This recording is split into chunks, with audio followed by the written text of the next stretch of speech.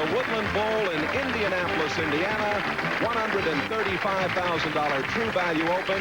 Jay Randolph along with Hall of Famer Earl Anthony. We've had 8 300 games this week. If we get one this afternoon, the True Value folks will be happy to cough up $200,000. That's a lot of bucks, Jay. I know I've been in a position before on national television, a chance to bowl 300. I know how it feels, but for $200,000, I have no idea what that would be like. But the most important thing I think we have to talk about today is the varying lane conditions across the center, especially at the high end of the center where we're bowling on today's TV pair is in the high end of the center. The scores have been higher at this end than they have the other end. But the most important thing to think about in the lane conditions is that they change so drastically and so quickly.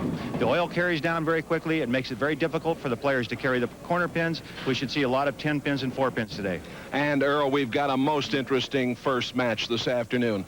2 young people with a lot of pressure. Mike Taylor and Randy Harvey, and it will be Taylor to get things underway. 5'8", 160 pounds, qualifying 5th, 214.9 this week. His first career appearance in the TV finals since he joined the tour full-time this year. And he is looking down there at a 4-pin.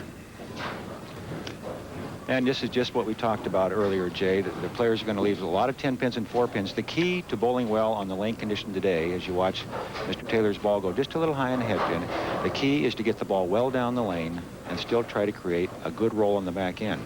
They can't play the first part of the lane, the first 15 feet very well. They have to almost throw it over that part. Taylor, the Californian, converting, and you get your first look at Randy Harvey. Randy, as we mentioned at the top of the program, from South Bend, Indiana, qualifying 4th. One of 2 left-handers on the telecast today, he and Big Steve Cook. Watch the way Randy gets the ball well out on the lane, well over the head area, first part of the lane. And a 7-pin. This is the 4th consecutive year that at least one left-hander has appeared in the TV finals here. Now watch Randy, watch him get to the foul line. He'll stand up very tall at the foul line, get the ball well out over the lane. You see that? And the reason he's doing that is because the first part of the lane tends to create too much friction. The ball hooks too soon, and they have to get it well down the lane, as I mentioned earlier. The problem is trying to still get it to hit or carry the pins, especially the corner pins. Cross lane for the 7-pin. Well, you can imagine, Earl, what a big day it is for Randy Harvey. His career earnings are $475. 40 years old, his 4th year as a PBA member. Well, that's kind of misleading, though, Jay, because he really doesn't bowl on the tour. He bowls about 2 tournaments a year. He's a pro shop owner in the South Bend area, and this to him is probably the biggest thrill of his life. At 40 years old, it's going to leave him something to talk about to all his customers for a long time to come. Yes, sir, no matter where he finishes today, this is the largest paycheck ever for him. And there is his wife, Robbie. She was here rooting for him last night as we watched him in action. She keeps score right along with everybody else. Again, now, you're going to see 2 extremely different angles being played by the left-handers. You're watching Randy Harvey right now playing somewhere in the vicinity of the 2nd arrow, just inside the 2nd arrow, and trying to get the ball well out on the lane in the air to delay the break point. And the hardest thing for him, again, like the right-handers, is going to be carry the corner pin. Steve Cook, on the other hand, who you'll see later in the telecast, throws the ball extremely hard, and he's playing an extreme outside angle and trying to go up at the pins. So we're going to see 2 distinctly different angles from the left-handers, and we're going to see 2 distinctly different angles on the lane from the right-handers.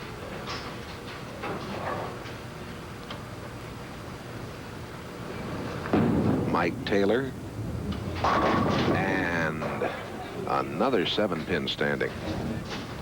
Mike's kind of laughing about that one. That's he's trying to get the ball to hit the pins hard enough to carry the corners, and he went a little bit early. Watch his hand go over the top a little bit early, and that creates a problem for him because the ball doesn't have any drive in the back. No drive, no 5, and he barely see the ball just barely get to the 5-pin.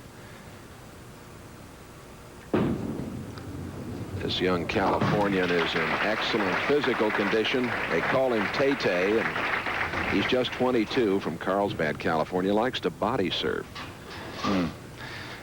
That hurts, Jay. That sand hurts when you I don't like to do that kind of stuff.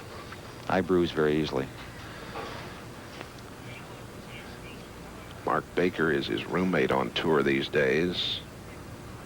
He has career earnings of better than $33,000. And there's the first strike of this match.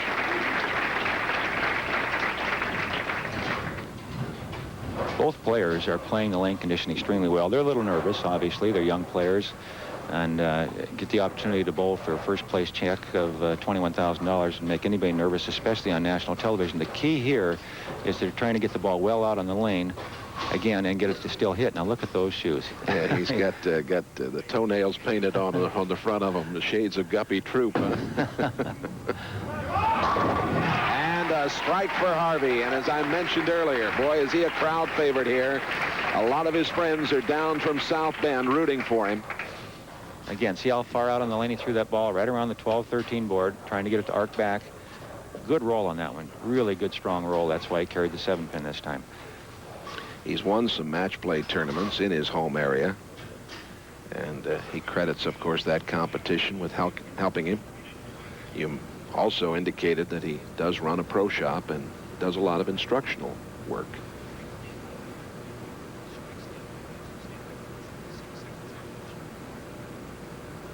And another strike for Harvey. Harvey has a 10-pin lead. We'll be back with more in just a moment.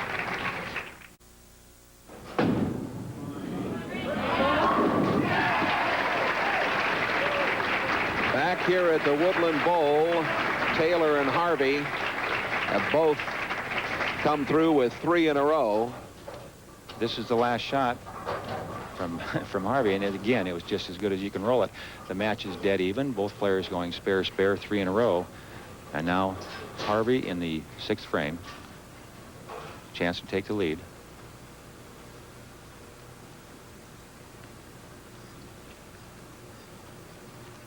Harvey's 5'9", 200 pounds. Very strong, very large forearms and wrists. Very strong player. And the 6-pin is left down there. Good run for Harvey. Spares have not been difficult this week, which is a key to the consistency of the players. The averages haven't been extremely high, but the matches have been very good because they've been very close. And that's what we all like to watch, a good close match. And the spares, as I mentioned, most of the players have had very little difficulty making their corner pins.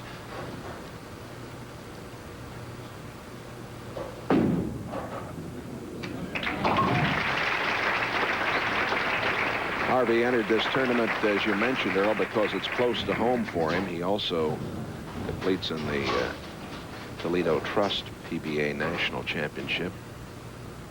Mike Taylor up by 1 pin.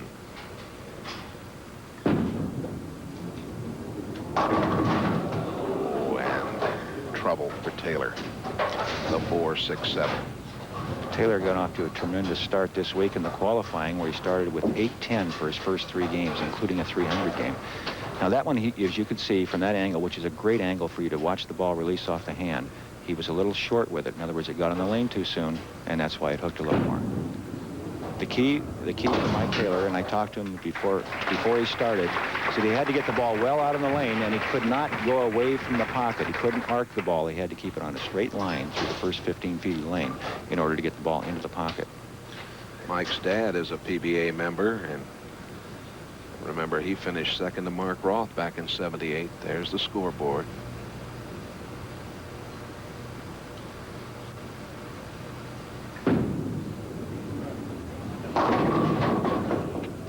He almost had a real problem again. It leaves the 7. He's down by 14 pins and a little disgusted with himself. Well, that's a normal reaction. When the player gets one a little high, he tends to get high on the head pin. He tends to give it a little more room the next time. And on this lane condition, it's hard to get the ball to finish well in the pocket and get the ball light. You won't see very many of those striking. Harvey leads by 14. More in a moment.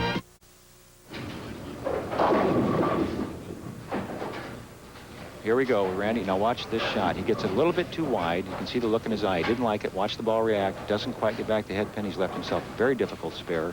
He's going to go cross lane at this. Now he's going to try to get both pins with the ball. If he doesn't, he's made a mistake. But he's going to try to get both with the ball because it's very easy to chop the 3 off the 5. He struck in the 7th, left the 3-5 here, and he gets him. It's one of the toughest spares on the lane. Both players are performing extremely well. Consider how much experience they've had on television bowling for this kind of money, Jay. Taylor averaged 216 on the TV pair. Harvey 194. And Taylor continuing to have problems as he leaves the 4-pin in the 8th. That was a great shot, though, Jay. He really released the ball well. We're going to get a look at it right now. He gets the foul line in great position, got the ball well out on the lane. Just a little bit too much on the back end, and that's really hard to do on this surface, to get that much on the ball. He's really rolling the ball well. He's very loose.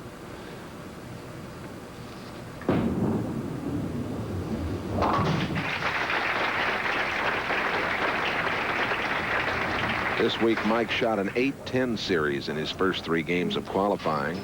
That began with a 300 game. That's a nice way to start. Oh, sure is.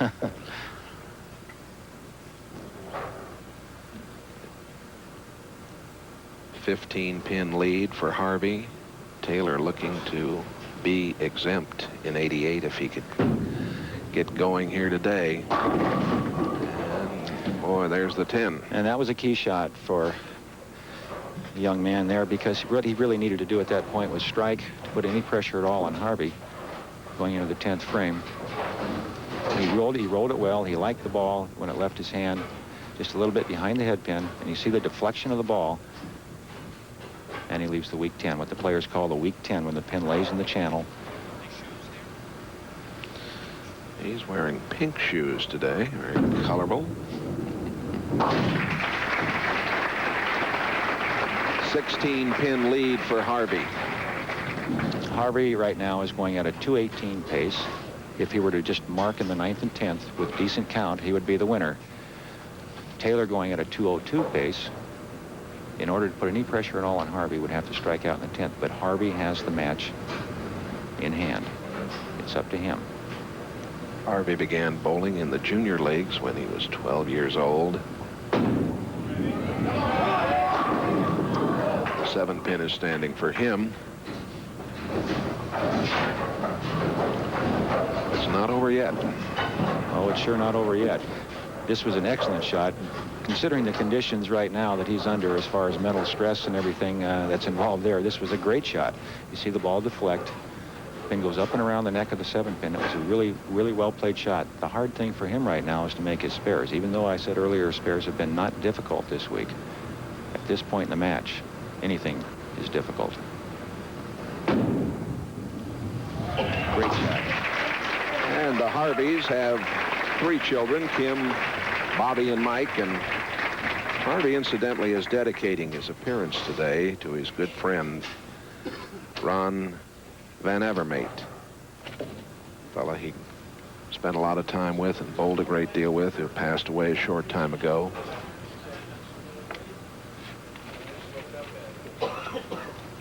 Now a discussion as he asked for a re-rack, but is he going to get it?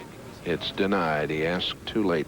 The player, when he comes back, so the folks at home would understand why that re-rack was denied. When he comes off the approach, the first thing he is required to do is to check the rack, look at the pins. If he doesn't do that and delays and then looks up and looks at the pins, says, I want to re-rack, it's always denied. Those are the rules of the game, and that's what we all play by. He had 1 re-rack in the 8th. That's when he left the 3-5. All right. That's all he needs right now is to make this spare and get good count, Jay. With the spare, he'll be going at a 216 pace. Now, this is an excellent shot under the conditions. He got the ball light in the pocket, and as I mentioned earlier, they haven't been striking very well on the light hits. As you see the pin just lay in the channel, not quite get to the 10. Make the spare. He has a 4-pin lead on the most that Taylor can shoot. The most Taylor can shoot is 212. Harvey at a 216 pace.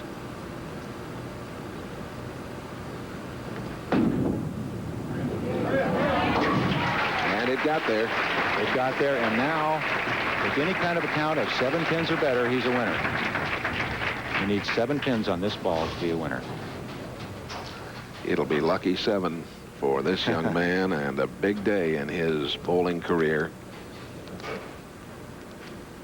I know the folks in South Bend, they've been doing a lot of rooting for the Fighting Irish this year. I'm sure they're rooting for this fellow this afternoon.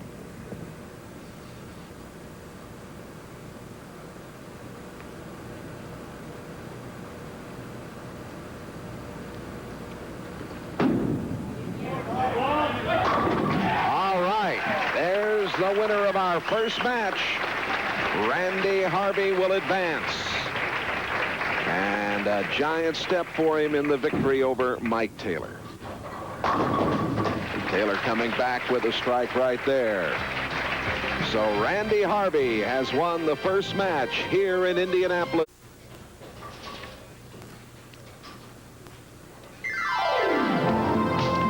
Harvey is the winner over Mike Taylor, 216 to 211. And Harvey will be going up against Big Steve Cook when we come back. Hope you're enjoying the action from Indianapolis. More in a moment. Been a marvelous week of bowling here at the Woodland Bowl in Indianapolis. This event co-sponsored by the Central Indiana PBA. Randy Harvey against Steve Cook in match number 2. There they are. I'm sure, excuse me, I'm sure Randy doesn't want to wrestle Steve Cook right now, huh? No, I'm sure of that. Both these fellows over the 200 mark, but Cook is 6'7", 265. Harvey to begin. 5,000 for Mike Taylor, finishing in the number 5 spot.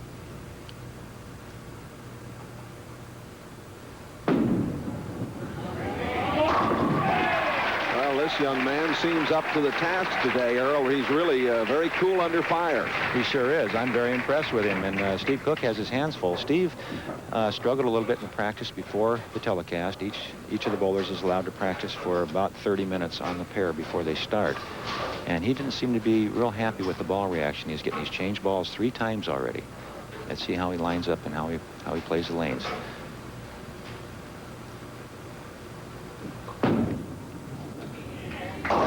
Well, a good opening for Cook, who has been in quite a slump, but has cashed in the first 2 events here on the fall tour. Steve, a very big, strong player, and you can see he's very upright in the first part of his approach to the foul line. Gets down very low and extends. He has those real long arms. He can really extend down the lane, get a lot of roll on the ball. He has changed his line from when he was practicing. He has moved more to the inside part of the lane. Obviously, he didn't like the ball reaction he was getting when he was playing out near the edge by the channel. You can see what kind of a slump he's been in. He's only won a little better than 14,000 this year. Very capable gentleman who really attacks. See what I mean? Boy, he splashed him around down there, didn't he? Well, it's hard to imagine anybody getting more power on his bowling ball than Steve Cook. As you watch his ball, watch the revolutions. That's as good as you can throw it. Dead solid in the pocket. All 10 pins are gone. I think they're trying to get out of the way of that ball, Jay, when it gets down there. Well, the way he throws them, a couple of those pins will end up in Carmel, Indiana. We're right on the edge of it.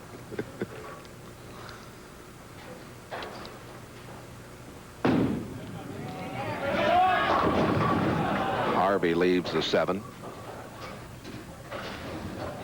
He's left 3 or 4 of these already, and it doesn't seem to bother him. He's very relaxed. It's amazing as you watch the difference in the rotation of the balls coming in. Remember Steve Cook, how his ball rolled into the pocket with all that power. You see the deflection of Mr. Harvey's ball as it hits almost in the same position in the pin area. He'll go cross lane at the 7 pin. The key for him to stay in this match is to make his spares. Uh-oh.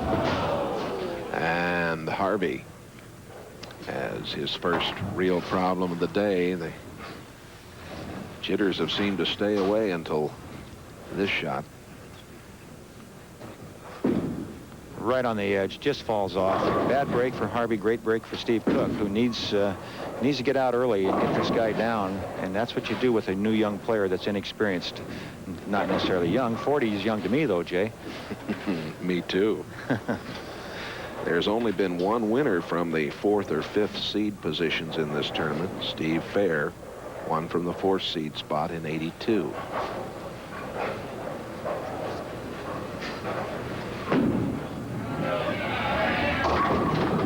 And he has got a problem now. That's a disaster at this point. He missed an easy spare, a spare that he hasn't hardly missed all week long, as you see the reaction of his wife. Then the nerves got to him. He helped this ball a little bit. Now look at the rotation on this ball. It's picking up a lot more early roll. It hooks too much for him right through the middle of the head pin. Very difficult spare. The 4, 7, 10. He'll go cross lane, try to slide the 4 into the 10, let the ball take out the 7.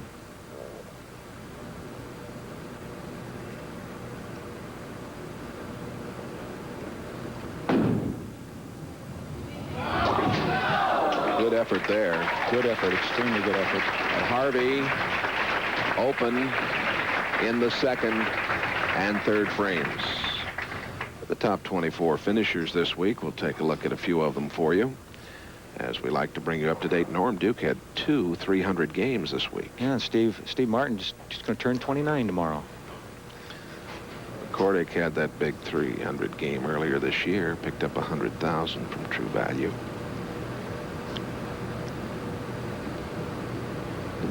Steve Cook with a 33-pin lead. And the 10-pin is there for him. They call him the Cookie Monster. And he is big. He is big. Now look at the release, the strength in that release, tremendous. You can see the ball rotating. It's trying to come back, doesn't quite get back. And you'll see Steve Cook, his reaction. The 10-pin is standing there. Hey, if he looked at me like that, I'd fall down. He won this tournament in 1981, finished 14th in '84, 40th in '82, 45th in '86.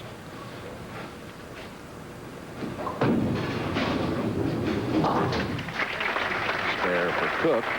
Show you some more of the top finishers. Marshall Holman and Amleto Monticelli, both very well. Mark Roth now, incidentally, only needs $590 to break Earl Anthony's all-time PBA earnings mark. I wish you'd hurry up and get that over with, Jay. It won't be long, I don't think.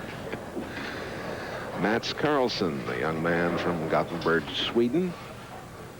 David Ozio. Brian Voss, he was in the top 5 until late and slipped away. And Jess Stayrook, number 6 spot. Cook now in the 4th, leading by 32. And he strikes, and we will be back with more right after these messages from your local.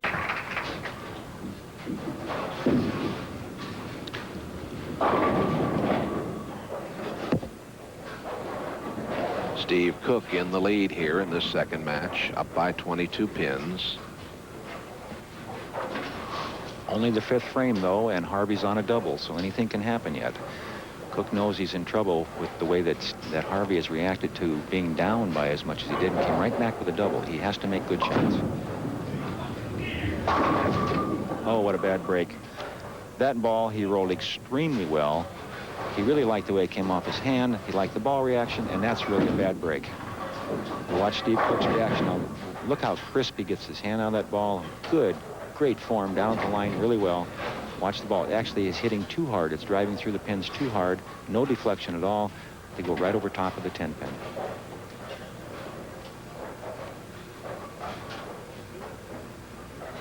Harvey is back in the match at only 22 pins down at this point. Only the 5th frame. Even with the 2 opens, the 2 major mistakes, he still has a great chance to win this match.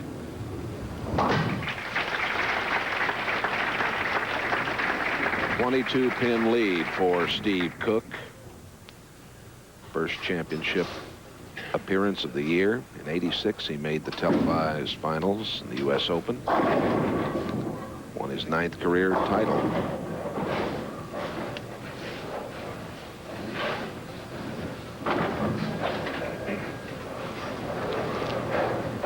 There's Mr. Doty, and he's done a great job making this tournament really happen for us. He's the tournament chairman. And there is the gentleman who will pass out the prize money, Chuck Hauser, True Value Field sales manager. Big Steve Cook with a strike in the 6th. This could be an exciting match the last five frames, Jay, because anything can happen. As you know, Harvey's been throwing a lot of strikes. Yeah. Defending champion here, Harry Sullins, finished 75th. He defeated Walter Ray Williams 233 to 194 in last year's final. And at that time, it had no more PTQ for Sullins. That's Pro Tour qualifying, of course, for a year. I mean a lot. If Mr. Harvey can continue today. And he does. Boy, he's come back from those 2 open frames, and he has fired back now with 3 in a row and is only down 12. That's right. One more strike here in the 7th frame. It's a 2-pin match, and anything can happen. Along with Earl Anthony, Jay Randolph at the Woodland Bowl in Indianapolis, Indiana. Randy Harvey won the first match, 211 to 216 over Mike Taylor. And Harvey in action now against Steve Cook. Top prize, $21,000 here today.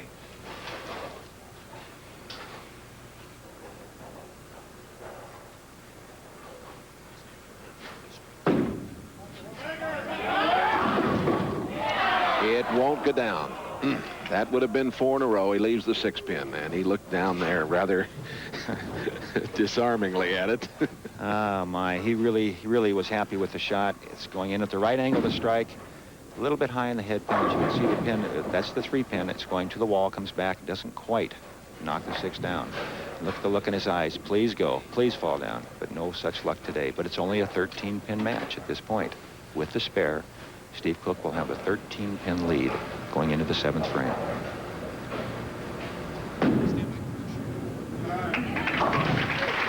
He gets the spare, and we'll be back with more from the Woodland Bowl right after these messages.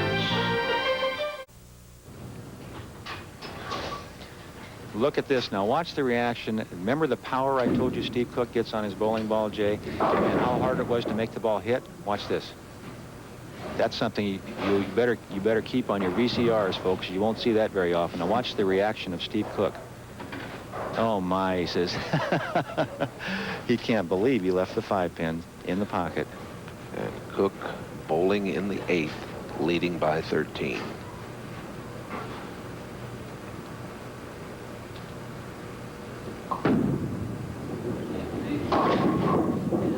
Oh, he got a break there. It looked like he might be looking at a split. He got a good break there, and that's the natural reaction, as I mentioned earlier, of a player not getting the ball to hit hard enough for him or leaving a corner pin or a weak hit. Now he tries to tighten it up, and he tug it a little bit, and he hits the middle of the head pin, and watch that 7-pin. It's the last pin to go. Just gets it out. It's a big break for Steve Cook. An easy spare, cross lane for the 6-10.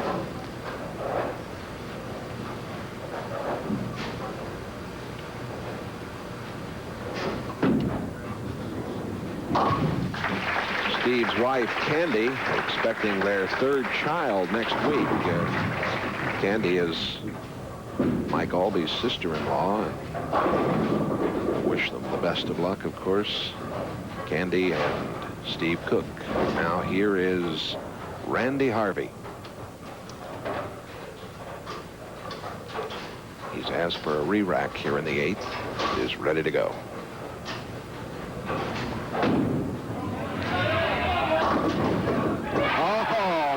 Goodness, what a very, very big pin that was. That was in the 8th frame, which the players consider the early foundation shot. Watch how well he gets the ball way out on the lane. Delay that hook, get it well down the lane before it breaks. Good roll on the ball. You don't carry that 6-pin like this off the wall. See the pin come back, kick the 10-pin forward into the 6-pin. The old slow 6. There it is. He got it. Now, 9th frame for Harvey. He can reduce the lead of Steve Cook to 1 pin with a strike here. Harvey down by 11. Left-hander here in the 9th. All right. He is making shots that are just fantastic. He's really putting it to Steve Cook. Cook has more pressure on him than a lot of people realize. Steve has had a tough year, as you mentioned earlier, Jay. Money-wise, making about $14,000 for the year. When you consider that the players spend well over $1,000 a week just to be on the tour, plus they have a family at home, That's a tough year. He needs a good check here. Bail him out for the year. That plus the wife having the baby, he's got a lot on his mind besides bowling. He wants this really bad. Harvey's about ready to have a heart attack back there. He's a little nervous. But he sure bowled well. He's bowled extremely well. And Cook strikes in the 9th. What a match. We're down to the 10th frame, Jay. Cook's going to finish out first. He has a 1-pin lead. Anything can happen. You know, without being overly dramatic, we've documented Cook's problems this year. We've talked about Harvey and where he's coming from. There really is a tremendous amount of pressure here in this one. There is. There it is. A 1-pin lead for Steve Cook. He's bowling in the 10th frame. He'll finish first. He can, by striking out on the 10th, win the match. Nothing Harvey can do. If he doesn't strike, Harvey can win it in the 10th. Harvey, as you got to look there, I don't think he wants to even look at this ball.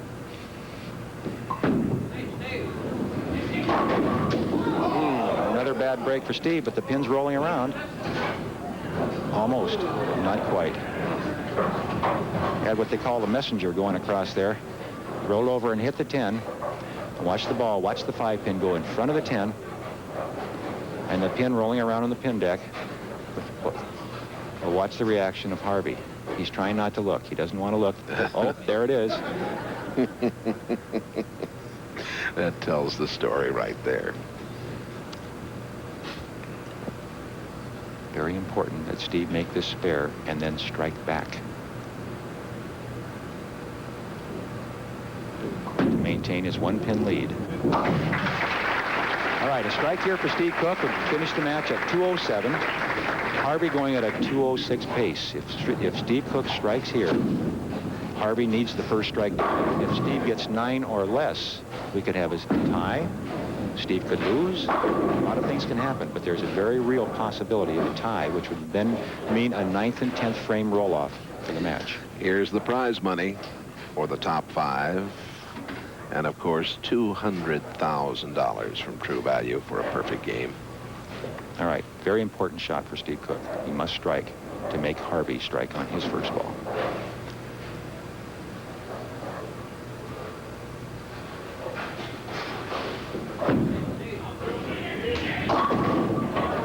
All right, now here we are. Steve Cook finishes with an 8 count for 2:05. Harvey, if he were to get 9 spare strike, we would have a tie. If he gets anything less than 9 on his first ball, Steve Cook's a winner. Think about it that way. If he strikes, he wins. If he gets 9, we could have spare strike tie. If he gets 8, Steve Cook's the winner. 8 or less. He must strike to win. 9 spare strike is a tie.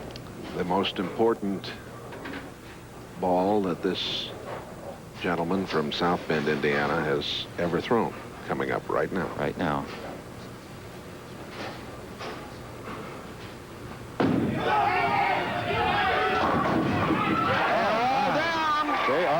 They're gone, and Harvey comes through, and boy, this is Robbie. Is she excited? Here it is, Earl. Here it is. Now watch the ball. It is driving extremely well. The 5-pin. Remember Cook's ball? He had the 5 go in front of the 10.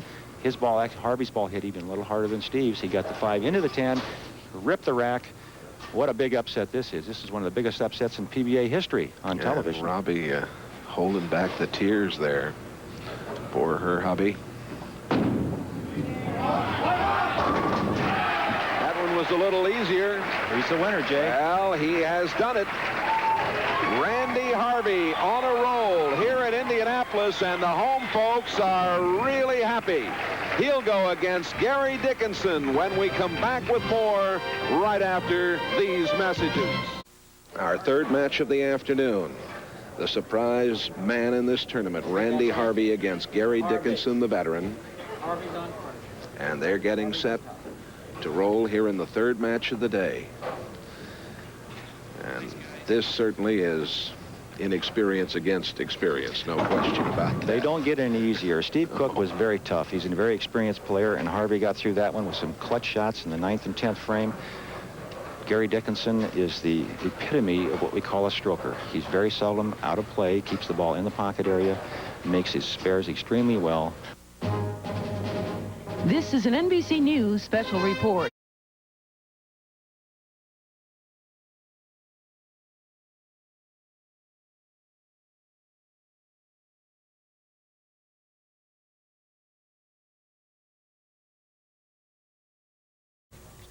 This has been an NBC News special report.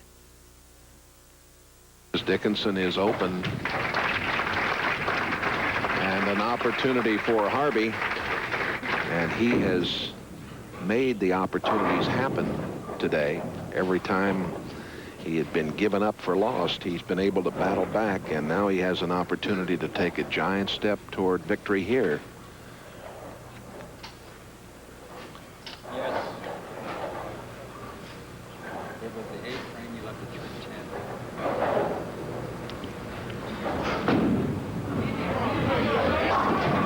10. And there's the 7.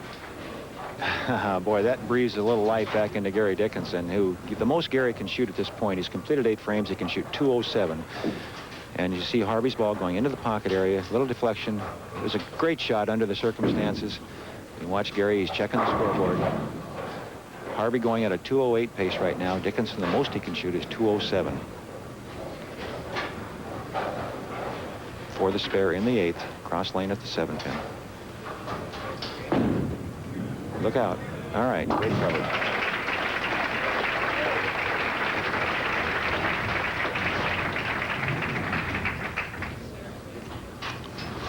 Along with Earl Anthony, Jay Randolph, the True Value Open at Woodland Bowl, Indianapolis, Indiana. Surprise package, Randy Harvey and Gary Dickinson going at it here in the 3rd match of the afternoon. Harvey up by 21 pins.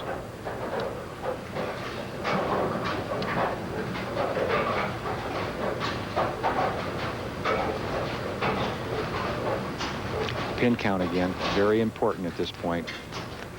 Harvey with a strike will maintain a lead and pin count of 1 pin, a total lead of 21.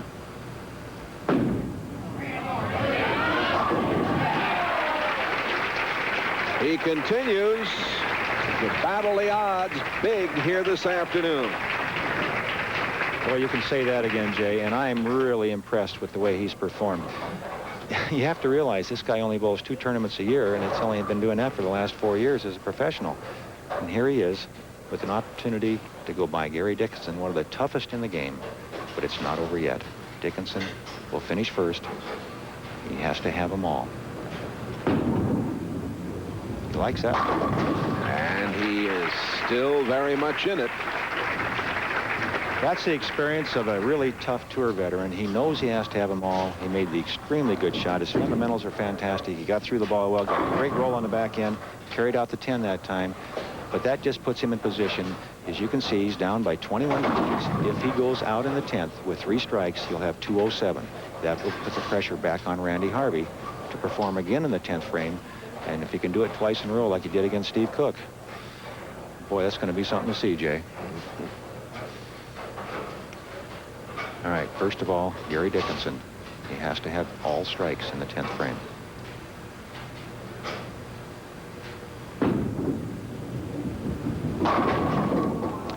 Oh, my. He didn't like that one. When he released it, you could see by the look in his eye. It didn't come off his hand the way he wanted to. He knew it wasn't going to roll well. He was hoping he'd get lucky there, Jay. Well, he left the 5-7 in the 1st frame, and here it is again in the 10th. And watch the ball deflect as it hits the pins. Watch, this is Gary Dickinson's ball. Hit the head pin and bounce to the right. And when that happens, you've got to get that ball to hit that 5 pin. He must make this spare to have any chance whatsoever. And he makes it look easy, doesn't he? Oh, I'm telling you, that's the 2nd fine conversion of this match. Still alive, although it doesn't look good for Gary. Look at this shot, folks. Now, this is this is accuracy. This is consistency, and Gary does it as good as anybody in the game. That was an exact duplication of that 1st frame.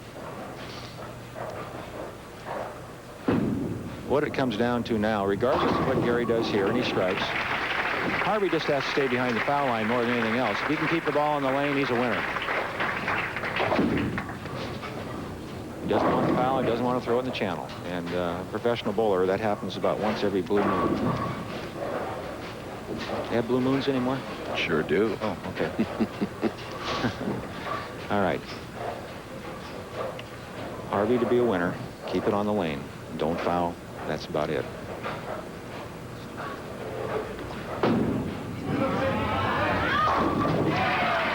Well, he continues on a magnificent march here at Woodland Bowl. Harvey, a winner, and he will face Ron Palombi Jr. in the title match.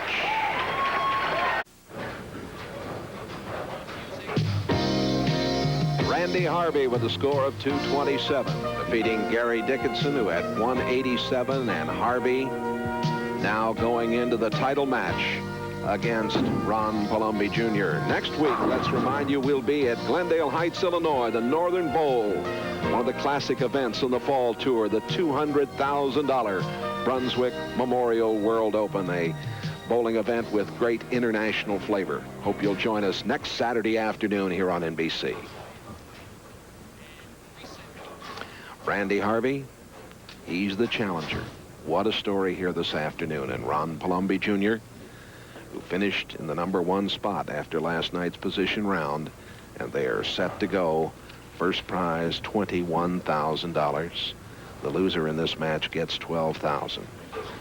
Harvey with victories over Mike Taylor, Steve Cook, and Gary Dickinson. And can he get it all? He's been a very resilient bowler this afternoon. Oh, what a great way to start for him. He tugged that ball a little bit, pulled it a little bit up high on the head pin, had the good roll on the ball again, tripped out the 6. Here's Palombi, 6'3" and 190 and 25 years of age, from Erie, Pennsylvania. Career earnings of over $154,000. Talented athlete. Second appearance in the TV finals this year.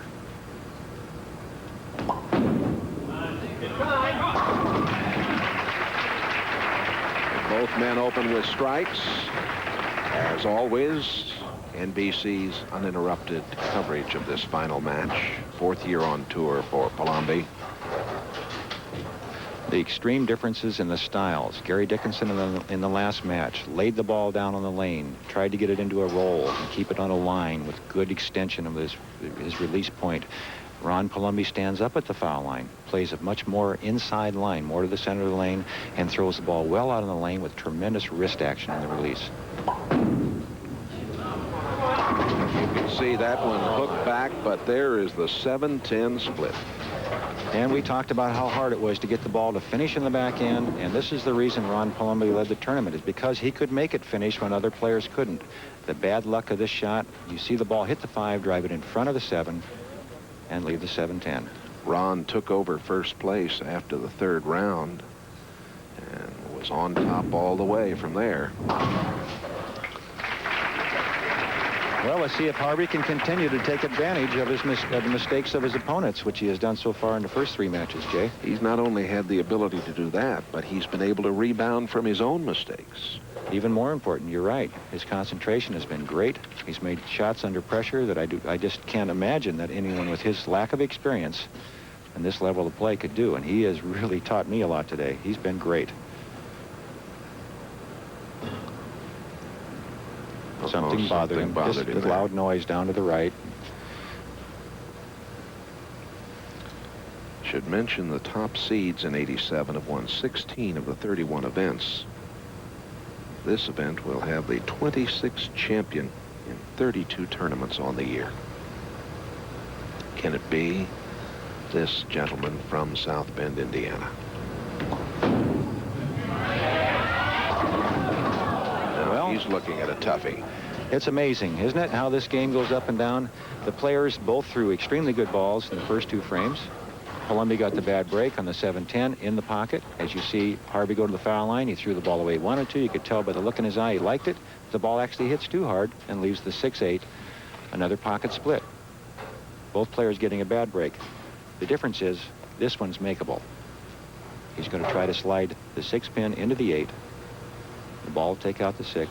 The 6-pin will slide over and take out the 8-pin. Let's see if he can do it.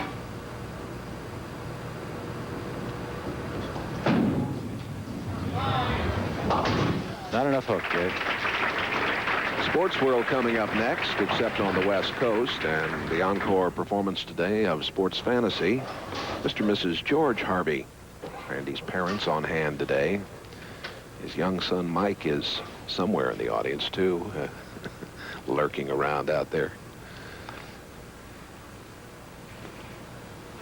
Harvey has improved in every match today. Opened with a 216, followed it with a 224, and then the 227.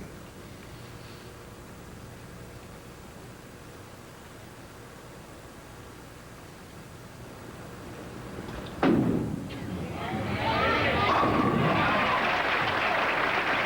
after being open, he strikes back. This young lady rooting for her hubby. Boy, she was here rooting last night. I watched her in action. Ron Palombi. He averaged 217.5 on the TV pair. Remember, Harvey only 194. This one banged right down there, didn't it? Yeah, you'll hear the noise of the ball hitting the lane. That's because both players are trying to get the ball well out over the foul line to delay the roll. They want it to get way down the lane and keep it on line. On the bottom line, I mean, they want it to go straight down the lane. They know they can't cross board. And see that ball go way down the lane, trying to turn, and finally does. That's great wrist strength. And Palombi can get a lot on a bowling ball. Ron was in the finals 4 times last year, finished 3rd at the Budweiser Classic.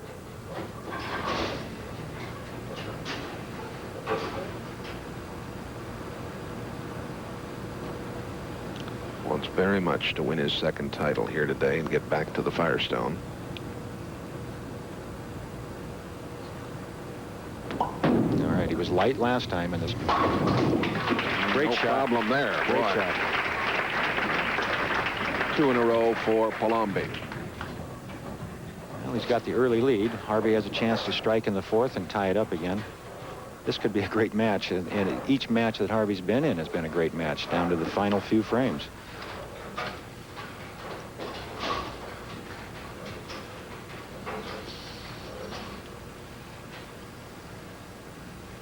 Frank Ellenberg, you know, is working with us, is 35 today, Jay. It's his birthday. Oh, happy birthday, Frank. Very talented gentleman.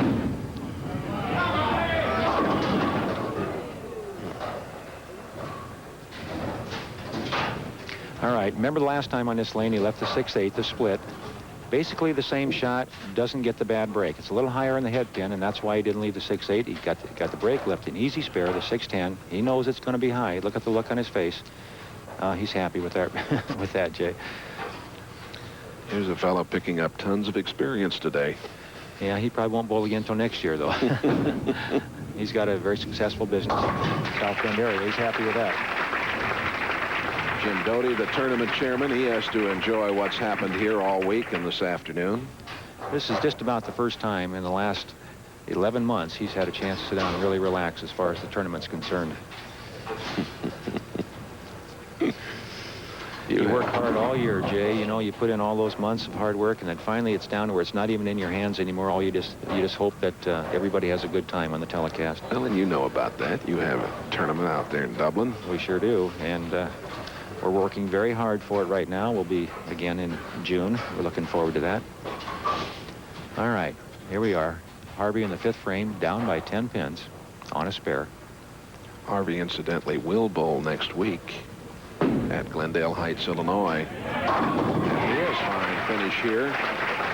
I would think he can get into that tournament. Yeah, I would think so.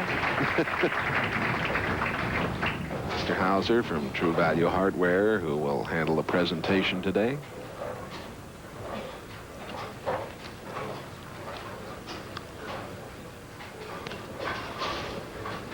They have some wonderful sponsors on this fall tour, and NBC really enjoys the opportunity to cover these great stars. What a great got shot. the bit in his mouth now. That's 3 in a row for him. What a great shot. He takes a 20-pin lead. They both players through 5 frames, as you can see on the scoreboard.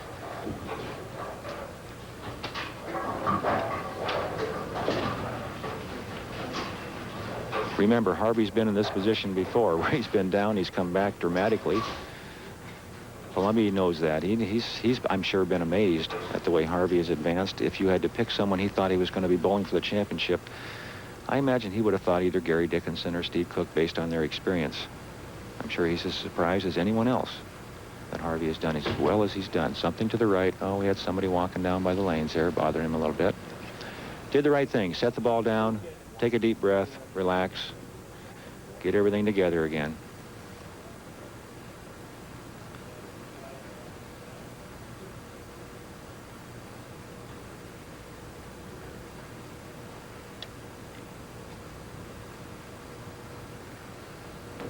For 4 in a row. And he is really got himself focused now. And he handled that little problem there with his concentration in fine fashion. He waited and he was ready. Now watch this. How well he projects the ball out on the lane. Great balance at the foul line. As you mentioned earlier, Jay, he's a hell of an athlete. Oh, he is a dandy. Yeah. Fine young man.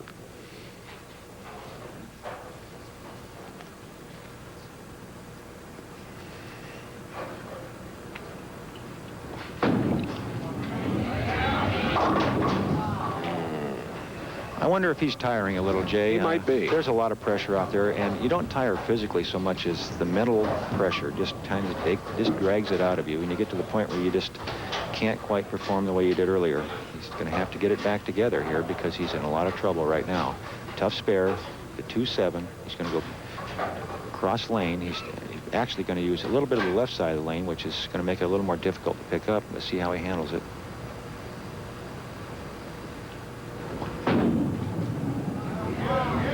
Great cover. He's impressive, isn't he? Time and time again. Time and time again. He's done the job. Spares aren't going to do it in this match. It doesn't No. look like, though. He's going to have to throw some strikes. As you see the replay of the spare, the ball hits the 2-pin, deflects into the 7. That's the way it's supposed to be done. He's going to have to start striking. He's in his 7th frame now.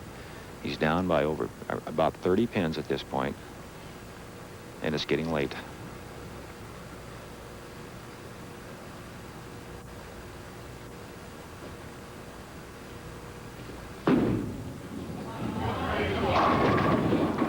And again, he's high on the head pin, which most of his last 3 or 4 shots have been. He left a 6-8 in the 2nd frame. He left a 6-pin in the 4th frame. He comes back with a baby split in the 7th, or 6th, excuse me. And you see the ball cutting through the pins, leaving only the 6-pin, almost the 6-8 again. He seems to have lost a little bit of the ball speed or something. And normally it's the ball speed. When you tire a little bit, you're not quite as firm with it, and the ball breaks a little sharper in the back.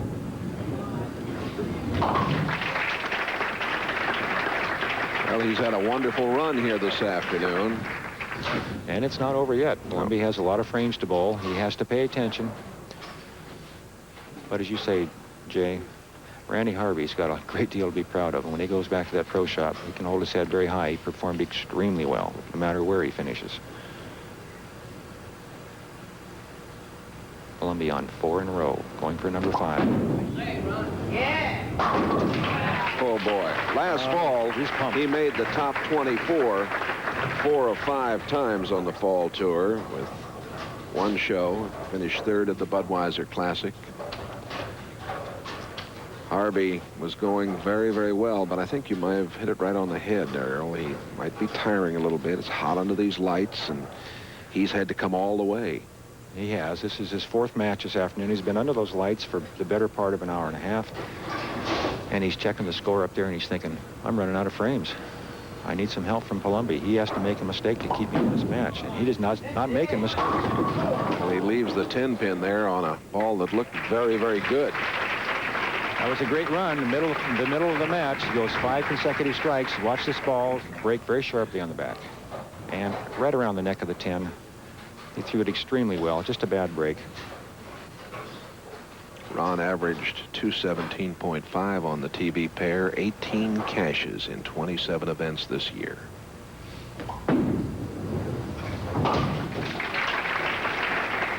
He told me earlier, Jay, that the key to him to bowl well on this pair was to throw the ball very firm, extremely hard, good speed, and get it well out on the lane in the air to delay the break point and keep the ball on line, which we've discussed all afternoon.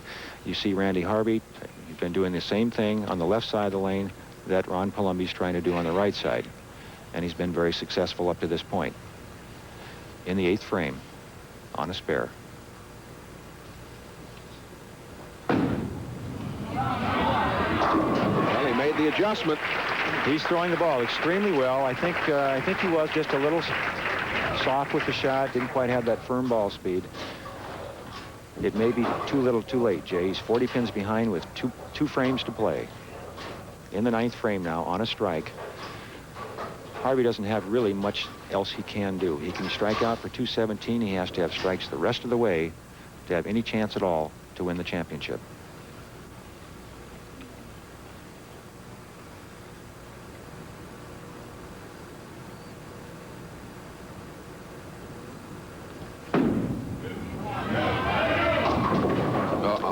That about does it for him, I'm afraid. I think so.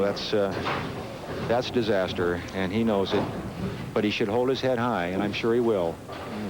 He's done extremely well. The second prize, $12,000. Nice. I'm sure she'll get her head up a little later, too, Jay, when she realizes how well her husband's done, and I know Mike, his son, is very proud of him. Well, I know everybody in bowling has got to be thrilled at what happened. There's his mom and dad, and he came in here this week just to gain some more experience and did that, and it's going to pick up $12,000. This fellow's been some kind of tough. Ron Palombi is our winner here at the Woodland Bowl, and we'll be back at the presentation. That's coming up right after this.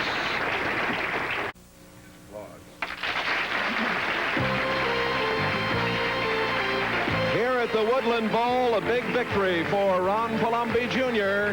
as he wins it over Randy Harvey. There's our final score, and here is the champion. And Ron, this was some match. You were really, really tough in the middle. Well, the way Randy bowled the first 3 matches, I said, I got to go out there and strike. And I didn't have much in practice, and took my ball back and sanded it to create some hook, and thank God it worked. Well, it did work, and I know we all want to congratulate Randy. Nice going. It was a wonderful day for you. Ron, this is your second victory, and every victory I know means a lot. You really were on top of your game here this week. Well, it's been 3.5 years since I won, and I've had a few TV appearances since then, but haven't been able to pull off that title, and I'm very, very grateful for this. Well, here's the hammer right here, the golden hammer. Chuck Hauser of True Value to present it. Ron, on behalf of the over 6,000 True Value hardware store owners all across the United States, on behalf of them, I present to you this golden hammer, which is a symbol of excellence in our industry, and congratulations. Thank you very much. Welcome. And True Value, of course, does a great job with their special awards for 300 games. Jim Doty, very quickly, $21,000. Oh, Ron, from the Bowling Players Association of Central Indiana, I'd like to give you this check for $21,000. Congratulations, Ron. Thanks very much, Jim. God, that looks great. It does look good. And very quickly, a final comment from Earl Anthony. Well, I was very impressed with the way you adjusted to the change in the lane conditions. They were a lot tighter today, you mentioned earlier. Oh, they were definitely a lot tighter. I was about 10 boards further right today than I have been all week. And I used the ball I haven't used since the first night match play, and it really came through today. Congratulations. Nice going, and thanks to all of you. The PBA Tour.